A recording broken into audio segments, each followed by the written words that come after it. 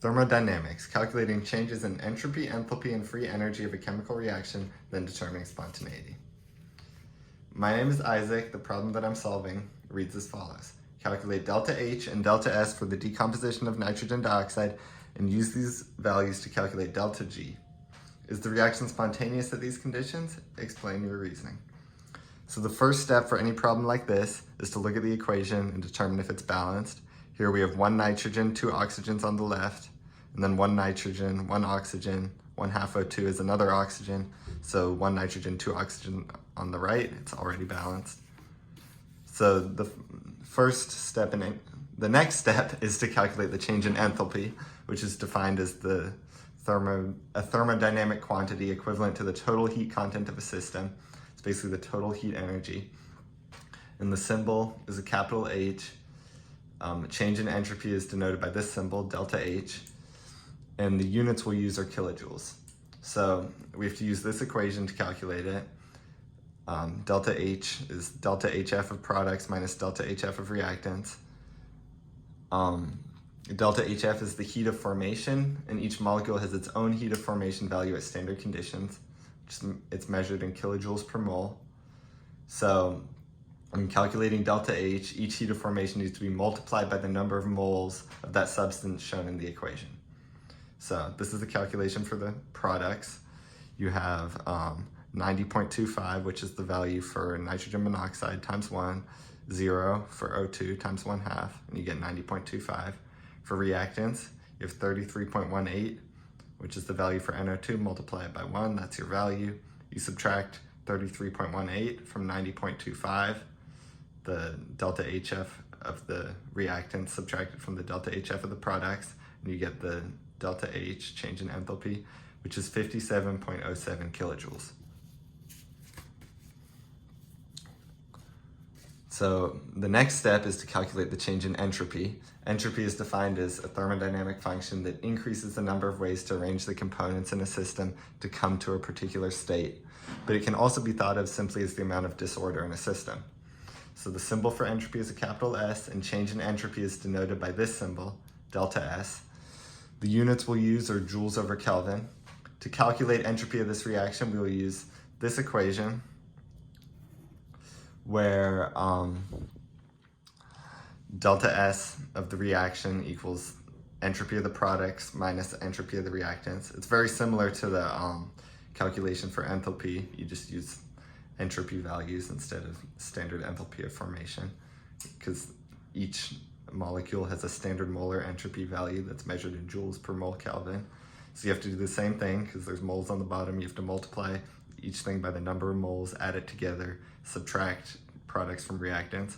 For products, 1 times 210.8 for nitrogen monoxide plus 1/2 times 205.2 for oxygen gas.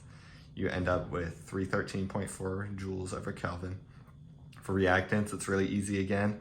1 mole times 240.1, which is the entropy value for nitrogen dioxide, you get 240.1. Subtract 240.1 from 313.4, you get the total change in entropy, which is 73.3 joules over Kelvin.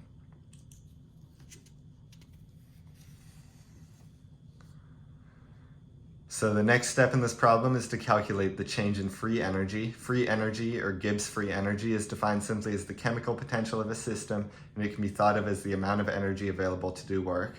The symbol for free energy is a capital G, and a change in entropy is denoted by this symbol, delta G. The units we'll use for delta G are kilojoules. This means we need to quickly convert the entropy value from joules over Kelvin to kilojoules over Kelvin. So we have 73.3 joules over Kelvin, multiplied by 1 kilojoule per 1,000 joules, you get 0.0733 kilojoules over Kelvin. So then we're going to use this equation, delta G equals delta H minus T delta S, to calculate the change in free energy. Because no temperature is provided in this problem, we'll assume standard conditions, which means 298.15 Kelvin. So plugging in all the values, we get, so delta H is 57.07, T is 298.15, delta S is 0.0733, ends up coming out to 35.2 kilojoules. So the final step of this problem is determining whether or not the reaction is spontaneous. So a spontaneous process is defined as a process that keeps going by itself once it's started. To determine whether a reaction is spontaneous, you have to look at the signs of delta H, delta S, and delta G. When delta H is negative and delta S is positive, it's spontaneous. When they're both negative, it's only spontaneous when delta G is less than 0, which occurs when the temperature is low. When they're both positive, the reaction is also only spontaneous when delta G is negative, but in this case it occurs at high temperatures. When they're both negative, the reaction is non-spontaneous. But in this case, delta G and delta S were both positive. Delta H and delta S were both positive because our entropy value was 73.3 joules. Our enthalpy value was 57.07 kilojoules. So that means we have to look at delta G, and delta G is positive as well, which means the reaction will be non-spontaneous but it would be hot. It would be spontaneous at a higher temperature.